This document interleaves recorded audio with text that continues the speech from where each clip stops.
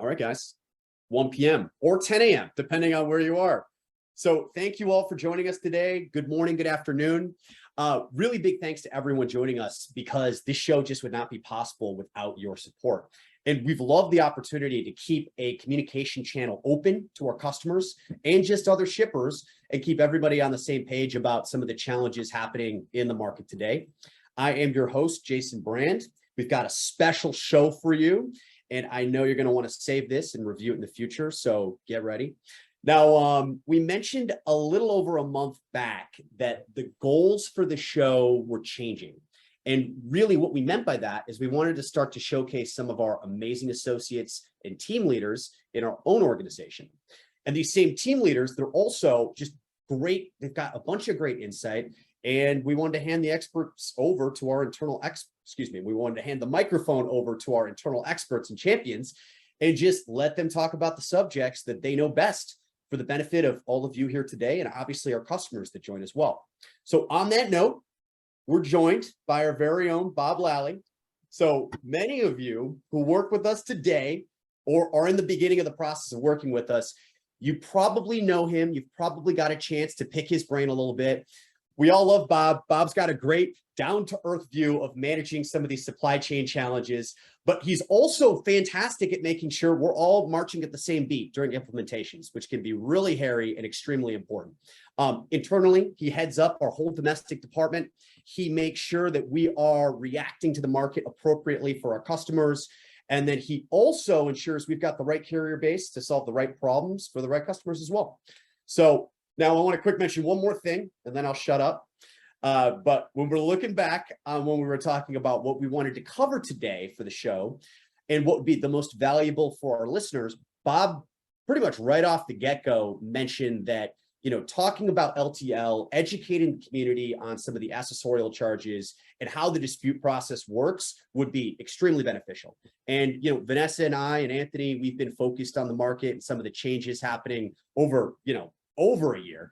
And yeah, LTL's been nuts, and it definitely would be beneficial. So we couldn't agree more. So Bob, thank you so much. Why don't you just start us off from the top?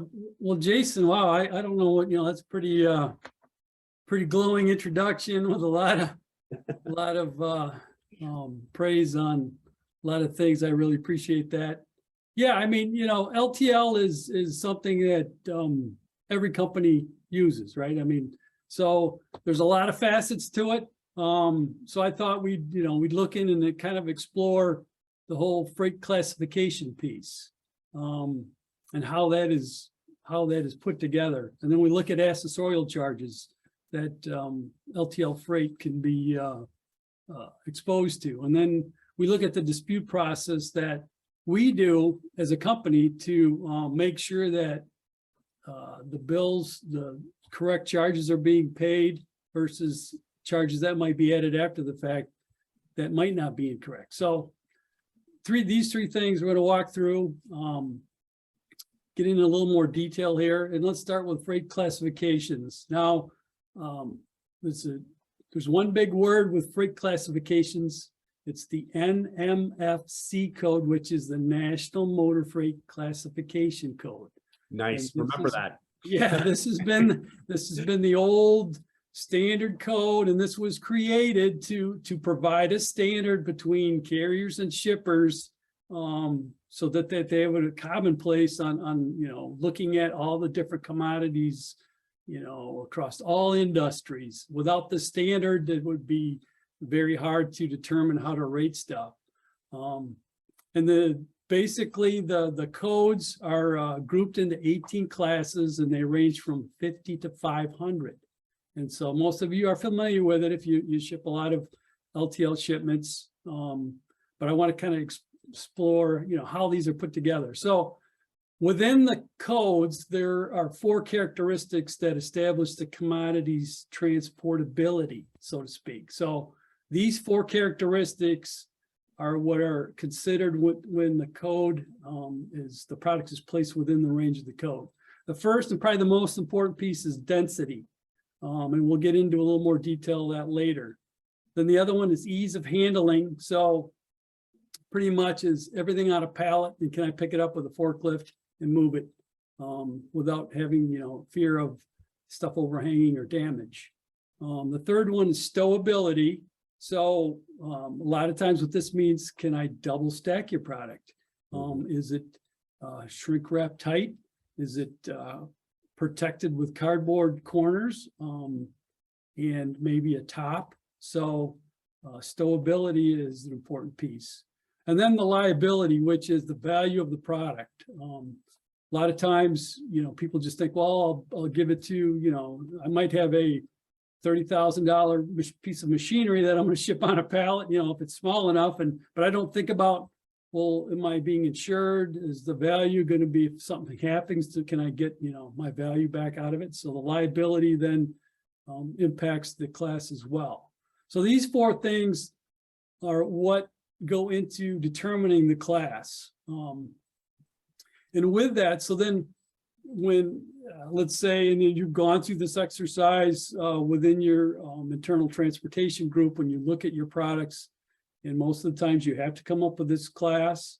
If you're shipping, LTL, either with us or through directly, this is a requirement that usually they come up with, but you have to go through these characteristics. You look at your products, you probably look at, specs and other things to come up with these pieces. And then you can slide in where your product would fit in the class piece. We help. Yes, Jason. Quick question. Out of those four characteristics, what do you think, which one do you think shippers neglect the most? Oh boy. Stowability a lot of times. I'd imagine that. I think they just, in stowability, is it going to withstand the rigors of transit? A lot of times it's always the LTL carrier's fault because, I didn't have a tight shrink wrap. I didn't have corner boards, side boards. I didn't put enough packaging into protecting my product, so to speak. And that's something, trying to educate shippers on packaging is very important. So yes, that's a big one. Taking notes. All this fantastic. Keep going. I love it. Yeah, no. So, so getting back to the whole, how do we class product? We have tools, online tools, NMFC has tools. We pay for a subscription to class it where we can take a commodities description and the four characteristics, the DIMS, the weight, and then it kind of groups it in, kind of almost like a tariff code for international shipments. And then it breaks it down, and then we kind of do some more investigation into the sub levels. And then from there, we come up with, well, this is the, our best estimate based on what we see, what the class is. And that's probably the same, mechanics that most of you gone through that have had to do this process for LTL shipments. And you look at, some examples of class, steel or wood products are going to have a lower class because of the density, and the value is low, and the stowability is high because I can probably double stack, if I've got, stuff that is sturdy and can take a little bit of jarring around. If I have, again, let's say I have stuff that's very fragile, cannot be double stacked, high value, then the class is going to be higher, 250 or up. So then the freight charges are going to be higher. So those are kind of, and then within that, the density also plays. So there's sub levels of the class where it could have a lower weight and higher cubes, so the density is higher or lower, I should say, than the class is going to be higher. And we'll talk about that a little bit more. And so the package, that's a good point. So the packaging is something that we try to educate on. We try to work with our clients. If we see consistent repetitive issues with damage coming from, certain ship points, we'll look at the packaging first, because usually that's, we've got some examples where some of our client suppliers ship in large corrugated gaylords, and in that are 2,000 to 2,500 pounds of metal parts just dumped in there, and the gaylords are bulging at the seams, and And so sometimes they burst apart and they wonder, well, why, what happened? They blame the carrier for it. Well, a lot of times is, well, you've exceeded the limits of the corrugated Gaylord and you haven't reinforced it, or you have to reevaluate that. Yes, there's probably could be some packaging costs in there, but in the long run, over time, it's going to pay out because you've got less claim issues and less scrap and damage. So those are the things you all got to keep in mind when you're looking at that type of assessment. So with the two ways, so after we define what classification is, the NMFC code, how it breaks down the 18 classes, the range from 50 to 500, and most stuff, when we ship it is going to be manufacturing parts, automotive parts are going to be in that lower class from, anywhere from 50 to 70. When you get into furniture, other goods are going to be above 100 and 125 because of course the density comes in and value comes in. So it's kind of, the range there. But so the two ways we talked about the NMFC code. Also density is really starting to come into play over the past 5 years. More carriers are looking at kind of trying to do away with the NMFC code and getting more to a density based, simplified things. They've gone to the point where they've got scanning equipment on the dock where product comes across. They've got the way it scans the DIMS. And then based on, a density calculator, they figure out what the class should be for the product, what the charges can be. So yes, Jason. So real quick, okay, if we're moving away from those codes, right? And it's not necessarily happening, but it's an attempt. Not totally yet. Yeah, not totally. Yeah. I mean, this is one of those things where it has momentum, but yet, it's a slow process. Well, how do you factor in some of those other characteristics that, I mean, I get why they're there, right? You want to have the stackability. You want to make sure that product is going to be able to handle the rigors of, the LTL shipping environment, right? Because if you're just looking at density, aren't you kind of missing out on some of those other kind of risks, if that makes sense, from the carrier standpoint? And Jason, that is precisely why it's been a slow transition process. Yeah. You've hit it exactly right on the head. All these other factors come into play. So if you have something, for example, if the carriers, as a general rule, when they try to do a density base, they'll take something that is, let's say it's on a 40 by 48 pallet, and then it's less than 48 inches tall. Well, the carriers will automatically increase the density or the height of that product to 48 inches, and that's going to be their density base for that. So you could have something really heavy and short, which is going to have a low class and be a lower rate with the freight class method. But then on the density piece, they're going to cube it up with the higher, pallet size. And then they're not, of course, the weight's going to come into factor, but it's still going to have a higher charge than it could on the other piece. Yeah. And then conversely, if you have something that's over 40 inches high, then they usually mark it up to 96 inches. To get their density, their cube for the pallet footprint. And this is, the parcel industry has done this for a long time, but they also incorporate a DIM factor. So once they've created the cube and the weight, and then they factor in, the DIM factor, then, it kind of brings it down, and then they do the rate basis. So, and that's kind of, I think the LTL industry is working towards that. I mean, FedEx, UPS have done that in their 100-weight programs to some extent. But yeah, it's still more of a blend, I guess, for most of the carriers out there. But again, it's something that they're transitioning to, trying to simplify the process. So yeah, it was a good point, Jason. As far as, so yeah, we talked about the mix, we talked about the density base. And then why the density base hasn't really taken on hold, to your point, Jason. So let's, accessorial charges. I know many of you have been exposed to them, hey, why did I get charged an appointment fee? Well, I didn't realize I'd get charged for that. Or why is, my pallet is 6 foot long and now I got to pay an overlength fee for that. And that's really kind of coming to the forefront here with COVID, when the LTL carriers capacity was hit hard and they were looking for ways to to increase the throughput and so-called, penalize the unattractive freight, which is the long freight that is high in cube.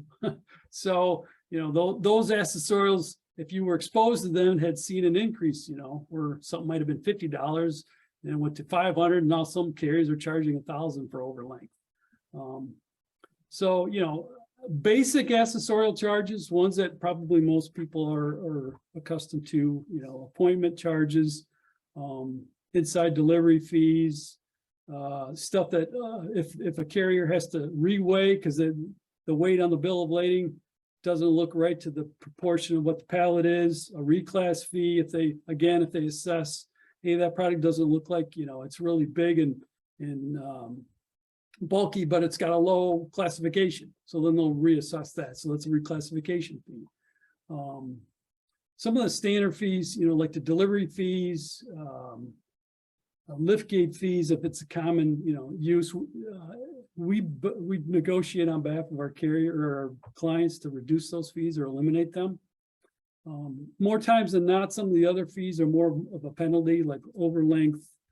The reclassification, recharge stuff is usually we can get reduced, but again, they stick with those fees because more and more they're looking to validate, product information.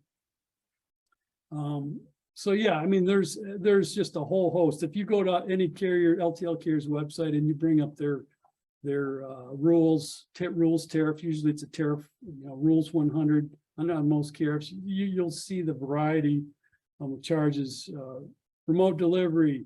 I'm looking at some right now, relabel, time critical, of course, if it's maybe if it's going to Mexico or Canada, charge cross-border charges. So yeah, there's a whole host that a shipment can be exposed to if it kind of falls into one of those areas. So what we try to do, and when we handle the client's freight, we calculate the charges based on the negotiated rate that we have, the tariff and the negotiated accessorials. All those things factor into our system, our TMS, to create the charges. So when we accept a shipment from a client's, either their supplier or from the client going outbound, we get the information from that source, and we go on the accuracy based on what we're given. So we're trusting that we have proper weight, proper dim, and this is what we need, to ensure accuracy, and then classification. So probably early on in the process, when we've onboarded, we've gone through some of the different, shipment characteristics of where this stuff's coming from and what the product is, and we kind of assess that piece early on. But if there's new product added, sometimes, we're going by what the shipper, let's say if it's a supplier of a client, is telling us. If it's class this and they have an MFC code, we're trusting that they've done their homework and due diligence to vet that out. So then we'll put all that information into our system, and that creates the rate. So when we tender that over, the rate automatically is in our system, and that's the rate point, the bogey, if you will, of what we should be paying the carrier for the shipment. Mm-hmm. So after the shipment is executed and delivered, we get an invoice into our system, and let's say, lo and behold, the invoice is $200 higher than what our anticipated charges would be. Well, why is that? So this starts the whole dispute process. And this is something, my third point is what we do every day within our department for all our clients. So every time invoices come in for LTL truckload, regardless of the mode, if the invoiced charges do not match what is in the system, that creates a dispute in the system automatically, and those have to be assessed. And that is done by all the team members. And somebody actually goes through and we look at these every day. So this is where it's important to make sure, we have the accuracy up front to try to reduce this, but still, it happens, right? I mean, especially if we are handling inbound product for clients from suppliers and stuff changes or variability, whatever, the accuracy information, if they're getting into our system directly, the weight might be off, the pallet count might be off. We don't know it, but we'll have to just go with what they had said. So Mhm. Common charges that we see that we dispute are reweigh and reclass, of course, because, you know, those are easy things to make mistakes on. You know, my system said it was 500 pounds, but the reality is it was 1,000 pounds. And the LTL carriers are being very vigilant about, you know, comparing actual weights, because they scale most of the stuff either on high-lows or across their dock to what the paperwork says. And then also with the classification. So everything we talked about with the class and how the class is determined, they're looking at the bill of lading and saying, oh, this is a class 50, a very low class, but this is, you know, it doesn't make sense of what I'm seeing. I'm seeing a big bulky pallet and it only weighs 100 pounds. So something's not jiving here. So then I'm going to investigate it. Or over-dimensional, you know. It wasn't mentioned that the pallet was 6 foot, but, you know, when we put in the system, the dimensions were given to us, it was only 4 foot. So then, you know, it gets assessed a charge. Mhm. With that, we investigate all those charges. So we go through, we look at what the charge was, or what caused the dispute. If it was a accessorial charge assessed, if it was just a reweigh issue or a weight issue. We see if it's legitimate. We'll get a hold of the shipper, whoever it is, verify. If it is legit, then we have to go ahead and pay it. If it isn't legit, then we look for the clients or the shippers to help us with supporting evidence. And this is very important, especially for classifications in trying to prove that it is classed correctly. We see success with our clients that have published and documented weights and DIMs and descriptions and due diligence on showing classification. Either they have it on their website, they have, you know, material bills, whatever that can support that, because that's what the carrier is looking for. If we send over a copy of this, or we send the carrier to a website that proves that this product, you know, weighs this much and is what it is, then we can get the charges overturned. If we don't have that detail, it's a little harder to get the charges overturned, and then that's where we try to negotiate and mitigate as much as possible. And we're looking at, you know, so on average, we're doing at least 25 disputes daily that come into our system, so to speak, and trigger. And then throughout the week, the team works on those disputes. Some are simple, some are legit, some take a lot of time, some take months to resolve. I mean, we've had disputes that have taken 6 months. We're going back and forth between getting information from our clients and then, you know, arguing and debating with the carrier and the reps, and then finally, you know, coming to agreement. So again, this is something we do, you know, where we've taken over accounts, you know, the person on the, you know, the AP team would get carrier invoices. They didn't know what they were looking at. Sometimes they'd give them to the shipping guy. He'd look at them and say, yeah, that's legit. That's not legit. But I guess this is, you know, a benefit that having the TMS that we do and being able to do this automatically, and then, you know, have the horsepower to understand what we're looking at, and then debate on the client's behalf to get stuff reduced and mitigated.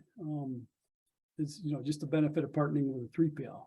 Yeah, and I want to quick add something too, because just Sure. having the ability to automatically trigger that, you know, dispute should be run on something over time, we're able to kind of learn, hey, what is going wrong? You know, we can fix this. If a lot of customers that we've brought on have never disputed exactly from what Bob has said. And so as a result, you know, they kept making the same mistakes over and over again and still paying that money over and over again. But going forward, after we go through a few of these disputes and we're successful, or we aren't successful, we at least can learn where the problems are, and we can start to work to fix those. And so, yeah, and it's, you know, it's about having a system to be able to, you know, evaluate what the rate should be versus what the invoice rate is, and do that match and automatically kick it out and then organize it for you and then put it in front of somebody. Then having the horsepower, you know, to actually go out to the carriers, get the reps involved, get the terminals involved. And that's where the time consuming piece is. And for the average, you know, transportation manager on his dock, and he's busy with everything, that's really where, you know, there is no time to do that. So at the end of the day, you just might say, look, I'll pay the extra charge, you know, it might be legit. I don't know. I don't have time to investigate it. And carriers, I think, as COVID has really impacted, the whole accessorial thing too. I think they've seen with the volume, they had so much volume coming through their network. They've probably been opportunities where, they've tightened their belt on looking at stuff and where they might have before not. Because again, they're trying to weed out the undesirable freight as much as possible. So they have more eyes on it. They're more conscious of it.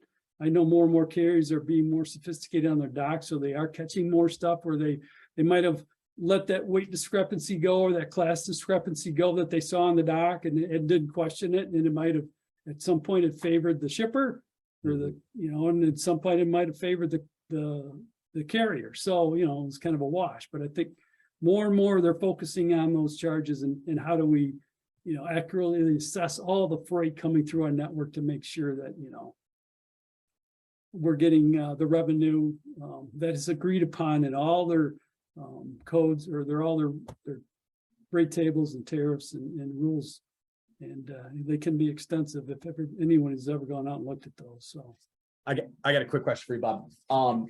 You remember, I believe it was back in early fall of 21, the driver market was getting a little bit, it was extremely congested. So a lot of capacity was shifting over to LTL, and that kind of pushed LTL over the edge as well. And then we saw with a lot of our customers, if you were in an undesirable location with undesirable freight, you had a hard time getting into the LTL network. How do you feel the market has changed since then for LTL for shippers now versus when it was really bad? Well, it definitely has, improved for sure. The freight market in general, demand is, the global economy is slowing down a little bit. Demand has dropped. So therefore you've got capacity to move stuff. More LTL carriers are seeing that. They're seeing less freight flowing through their network, but they're not to the point where, they're starving. On the LTL side, it's always, there's always plenty of freight to move through. Not so, it's a little different animal than full truckload. And therefore, their rates don't go backwards. They only increase year on year. One, they've got higher, costs across the board like everybody else does. But yes, things have improved. But then, like I talked about, they're looking for ways to, with that, make sure that they're getting all the revenue they can based on the freight they're moving and the charges are appropriate. So that's where this, this whole dance of the dispute process comes in. And making sure that the charges are fair for everybody, fair for the client, fair for the carrier. Good answer. Good question, Jason. Yeah, it's been tricky. There's a lot of people that rely on LTL, and when it was over capacity, it was challenging because some people they just can't get up to. It doesn't make sense for them to ship. Well, yeah, there was, FedEx is a good example. They had embargoes on a lot of their areas. They couldn't handle any more freight in the network because all the various reasons.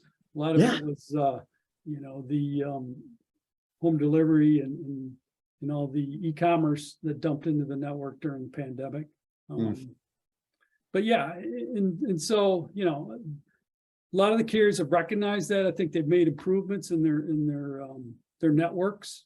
They've looked at how their hub and spoke systems work. They've looked at where efficiencies can be made. Especially with the driver market, driver shortages, labor on the shipping docks, across docks. It's this, they feel the same pain that everybody else does as far as getting good labor on board. So they're looking to optimize their system as much as possible. And I think the pandemic has really forced them to focus on that and fine tune it and, increase that capacity at a lower cost. Bob, first of all, thank you so much. Honestly, it's a lot to cover. There's a lot of specifics. Oh, yeah, we could go on and on, Jason, to be honest. Oh, I know. LTL has so many avenues. I was hoping just to focus on this one sliver that I think is very important for people to understand, from a shipment standpoint and some of the benefits of, having a partner looking out for your best interest, on the charge piece. So I hope that it was informative. Oh, it definitely was. And you're totally right. Just having a couple more hours of oversight available, on top of your current shipping method can have a big effect on you. Vanessa, we've got a couple questions. Do you know if they were all handled? We do. We have a couple questions. Let me go over them really quickly here. What types of accessorial charges does your team come across most often during your dispute processes? That's a good one. Yeah, no, it is. It is. And then reweighs, reclass are probably the most common, meaning, like I explained, the docks, the terminals, they look at the freight and they, whatever's on the paperwork is not matching their eyeball test or what the scale says on their high-low, right? So then they weigh it, and then there's a charge for that. So, so two things there. You've got a charge for the reweigh, and then you potentially have an increase in the freight charges because the weight on the bill might have been lower than the actual weight. And that's where if we have a scale ticket or some documentation to refute that weight, it gives us a better chance to reduce the charge or negotiate it and wash it out. A lot of the reweighs though are legit, to be honest with you. You know, what we see, it's just, you know, either system weights coming through on the paperwork from the shipper that they're not actually weighing the product, they're just relying on a bill of material versus an actual scaled weight. But those probably are the two most, you know, if we have delivery charges are just depending on the client. If you have a lot of residential stuff, that could be another charge for appointment fees as well. Good question. Perfect. I have another one. Why does the industry have both freight classes and NMFC codes? Why can they not just have one or the other? Well, they're one. So the NMFC code is the freight class. Sorry if I got you off on that. The freight class is determined by the NMFC code. Those are one and the same. So think of it that way. I can't determine a freight class if I don't have the, you know, characteristics, the four things: the density, ease of handling, stowability, to get a class. So the class, the code does determine the class. They're one and the same and they work together. Fantastic. I have one more, and it's we're 2 minutes past our time. So I'll ask this one more, and then if you have any other questions, I'll email everyone a follow-up with a recording of the show, and Good questions. email will be in there too. Good questions. No. Awesome. Good to clarify. Perfect. The last one we have is, can you talk about FAK rates and how your team incorporates these to aid in finding some savings? Good question. So FAK rates, typically if you have a range, let's say your product is under 100, you know, let's say it's from 70 to 100 in the class range, and you've got a mix in there. What we're able to do, and most of the times carriers are agreeable to, is they'll look at we'll pull the data and we'll look at where, you know, if we look at actual class, where the volumes are. If they're pretty equal on shipment volume, or if they skew one way or another, that helps determine the FAK. If they're pretty equal, a lot of times you can get an FAK that's in the middle of that class. If they skew to the higher side, it's going to be, let's say it's a 77.5 or an 80, you know, towards the 100.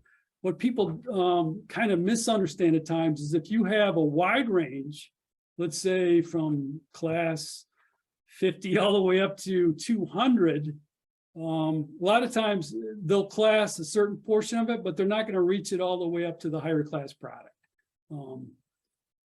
LTL carriers, they're going to assess where, you know, the shipment volume is, what class it is, and make that determination. But they typically don't say, well, you've got a range of 200 points in your class, and I'm just going to give you right down the middle. No, that's not how it works. I mean, they look at all the volume specifically on actual class, and then that helps negotiate. But what it does help is over time, you know, you are paying a lower class for your 100 actual class product, you know, and then you might pay a little higher class, and over time you'll see some savings there if you're just paying actual class by itself.